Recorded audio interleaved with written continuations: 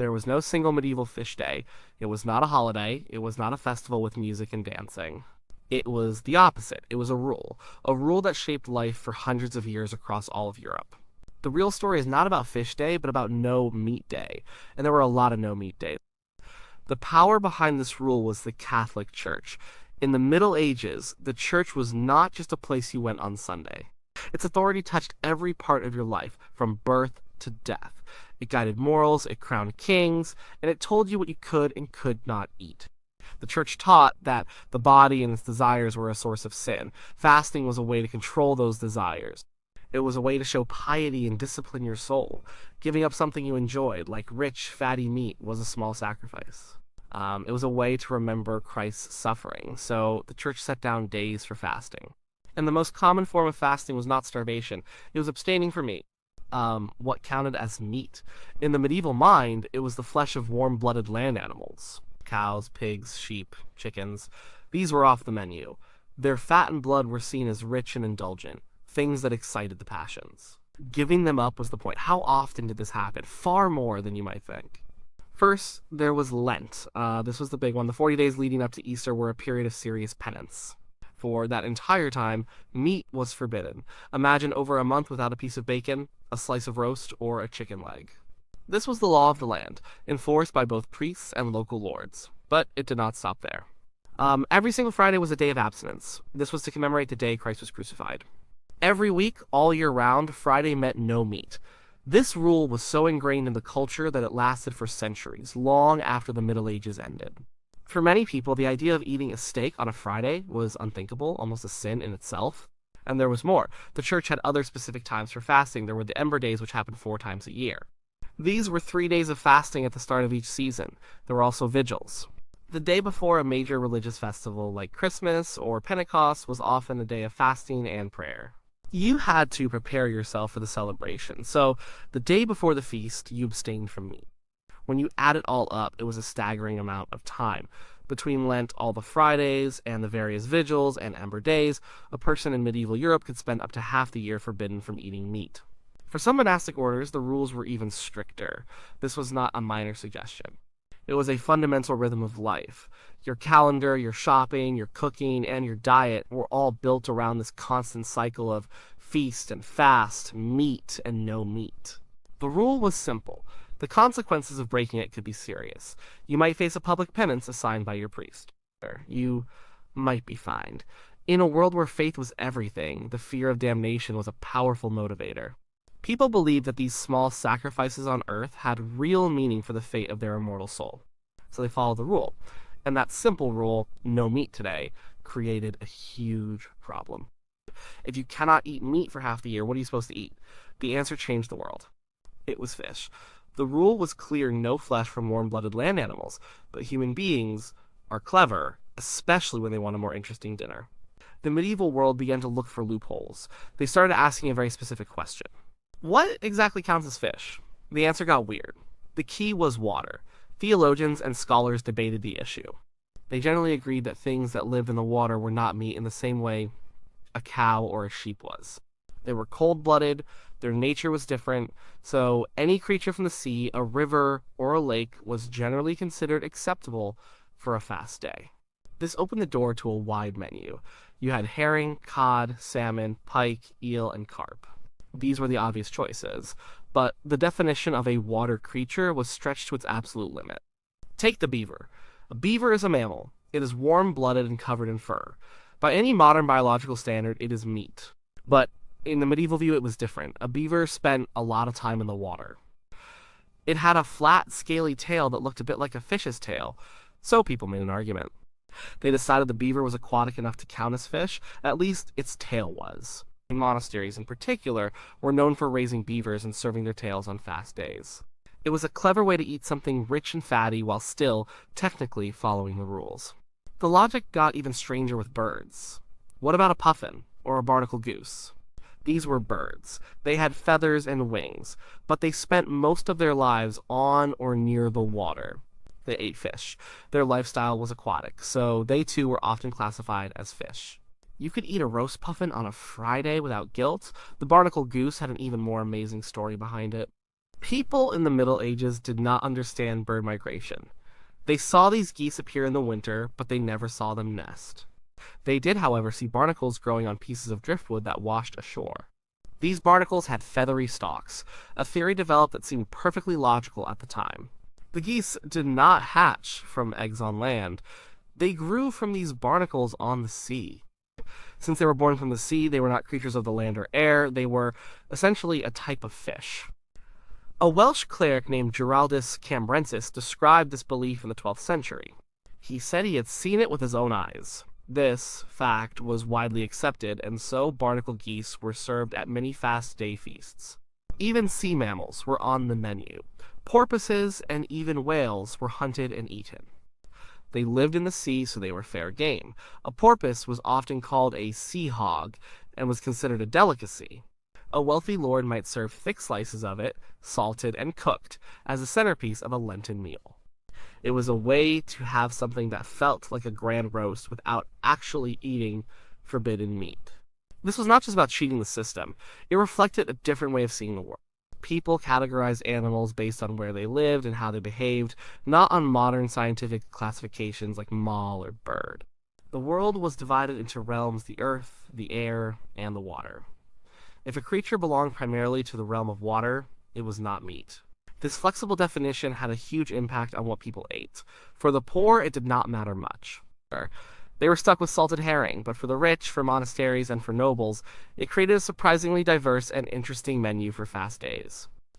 They could eat beaver tail, puffin, porpoise, and all sorts of fish, from the common carp to the mighty sturgeon, which was known as the king's fish. The simple rule of no meat led to a complex and sometimes bizarre culinary world, all based on the simple question of what exactly is a fish. The church's rule created a massive demand. If half of Europe needed to eat fish on the same days, where did all that fish come from? You could not just go down to the local pond. This need gave birth to a colossal industry. It shaped trade, built cities, and sent sailors far out into dangerous seas. An entire economy was built on the back of the humble fish. For those living near rivers or lakes, the solution was local. Freshwater fish were a staple. Pike, carp, bream, perch, and especially eels were hugely popular. Eels were fatty and tasted rich, making them a good substitute for meat. They were caught in elaborate wicker traps set in rivers. So many eels were eaten that they were sometimes used as currency. Rents and taxes were occasionally paid in sticks of eels, with a stick being 25 eels. Wealthy monasteries and lords took matters into their own hands. They did not want to rely on the luck of a fisherman. So they built their own private fish supplies. They dug large, man-made ponds called stew ponds, or stews. Here, they would raise fish like carp and pike. Carp were perfect for this. They were hardy, grew fast, and did not eat other fish. A monastery or a castle could have a series of ponds, moving the fish from one to the other as they grew. When a fast day arrived, they could simply net a fresh fish for the abbot's or the lord's table. It was a sign of wealth and self-sufficiency, but freshwater fish could not feed everyone. The real engine of the fish economy was the sea, and the king of the sea was the herring. The North Sea and the Baltic Sea were teeming with vast shoals of them. For centuries, the herring was the most important fish in Europe.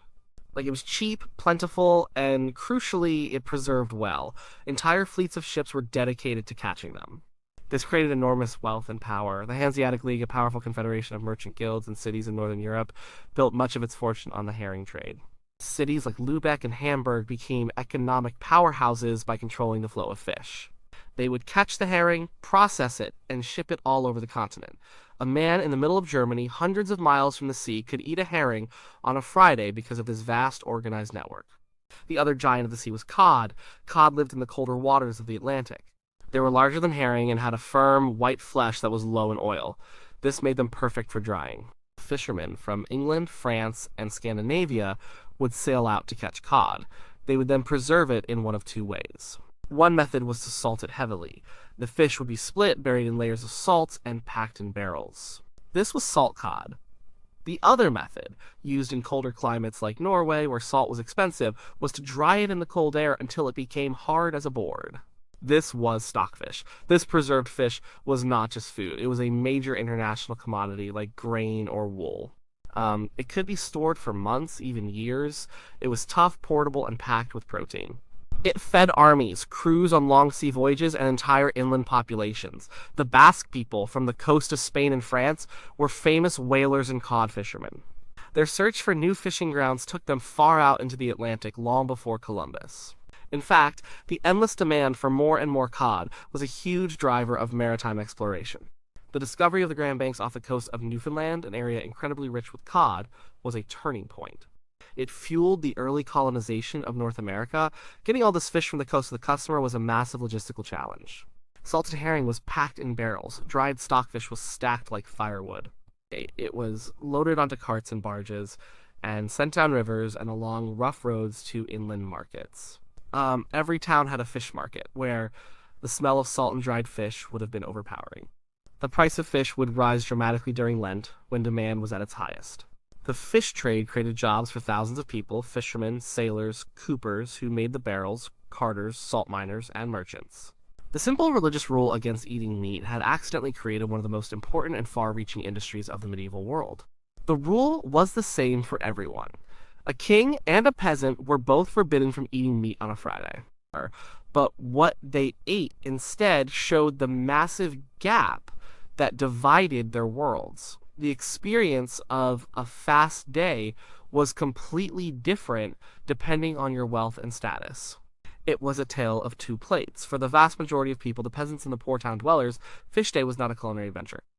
It was a monotonous reality. Their access to fish was limited and expensive. Fresh fish was a rare luxury, something you might have if you lived right next to a river and had the right to fish in it, which was often not the case.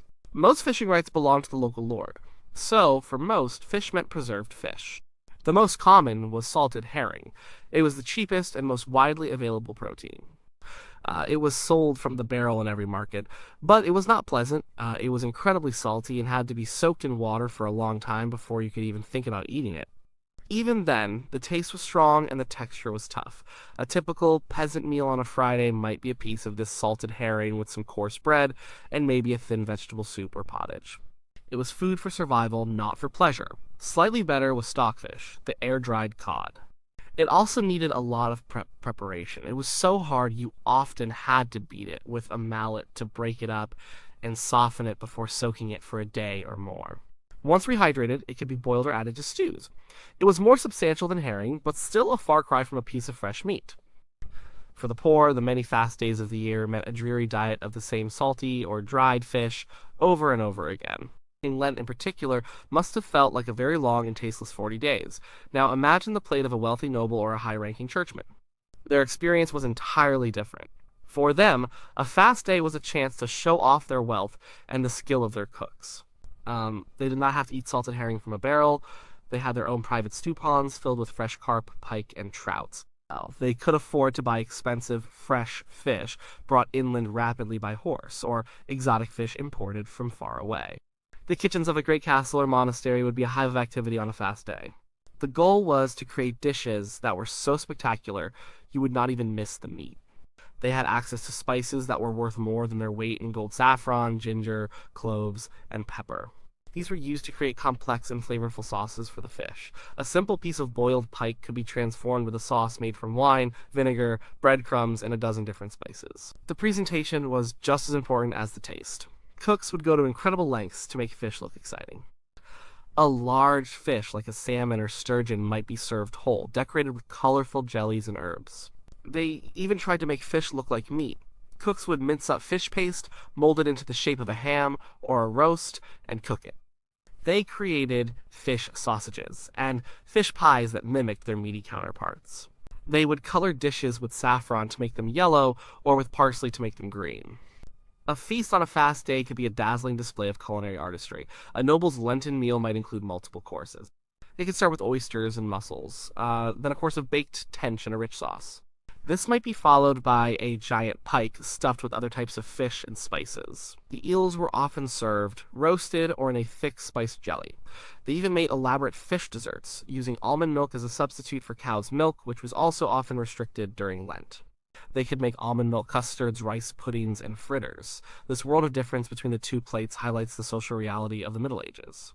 A religious rule that was meant to be a shared sacrifice, a way for all Christians to be united in penance, ended up reinforcing the social hierarchy. For the poor, it was a genuine hardship, a time of bland, repetitive food. For the rich, it was simply a different kind of feast, a challenge for their chefs, and another opportunity to display their immense wealth. The king and the peasant both followed the rule, but they did not share the same meal.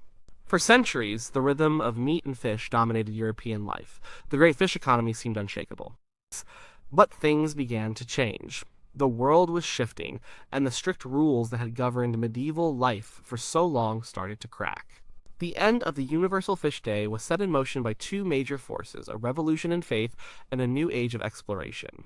The first and most powerful blow came from the Protestant Reformation in the 16th century. When Martin Luther and other reformers challenged the authority of the Catholic Church, they also challenged its rules and traditions. They argued that salvation came from faith alone, not from performing specific acts like fasting. They saw the mandatory fast days not as true piety, but as man-made rules that had no basis in the Bible. Martin Luther himself wrote about it. He saw the focus on what you ate as a distraction from true faith. He basically said that people should be free to choose whether to fast or not. If you wanted to give up meat for a day, that was fine, but it should be a personal choice, not a command from the church. As Protestantism spread across Northern Europe, in places like England, Germany, and Scandinavia, the old fasting laws were abandoned. This had a devastating economic impact. These regions were the heart of the great herring and cod industries. Suddenly, their biggest markets began to dry up. If people in England or Germany could eat pork on a Friday, they did. The demand for salted and dried fish plummeted. The Hanseatic League, which had built its power on the herring trade, went into a steep decline. The whole economic structure that had been built around the church's calendar was thrown into chaos. It shows how deeply religion and daily commerce were intertwined. A change in theology could bankrupt an entire industry. At the same time, the world was getting bigger. The age of discovery was underway. Sailors were pushing further across the oceans than ever before. This exploration was, in part, fueled by fish. The same techniques used to preserve cod for the Lenten market in Paris were perfect for feeding crews on long transatlantic voyages.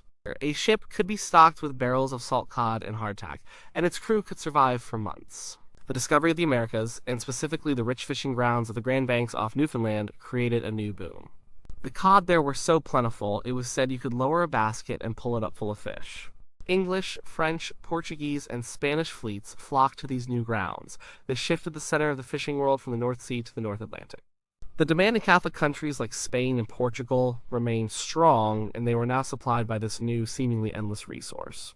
The medieval system of universal fish days was gone, but it left a deep and lasting legacy that we can still see today. The habit of eating fish on Fridays persisted for centuries, even for people who were not strictly religious. It became a cultural tradition. The classic British dish of fish and chips became popular as a cheap and satisfying Friday meal. In Catholic communities around the world, from Italy to Latin America, Friday is still often a day for a fish dinner. The food itself is a legacy. Bacalhau, the salt cod that is the national dish of Portugal, is a direct descendant of the medieval stockfish trade. Without the church's fasting rules, it is unlikely this dish would hold such an important place in their culture. Pickled herring is still a staple in Scandinavian and German cuisine. The huge stew ponds dug by medieval monks can still be found in the landscapes around old monasteries. So, while there was no single medieval fish day, the vast number of days when meat was forbidden had a profound effect. It created a common European experience, but one that was lived very differently by the rich and the poor. It launched a massive international industry and fueled exploration across the globe. And it left behind tastes and traditions that have lasted for 1,000 years. It was a simple rule that changed what people ate, and in doing so, it changed their world.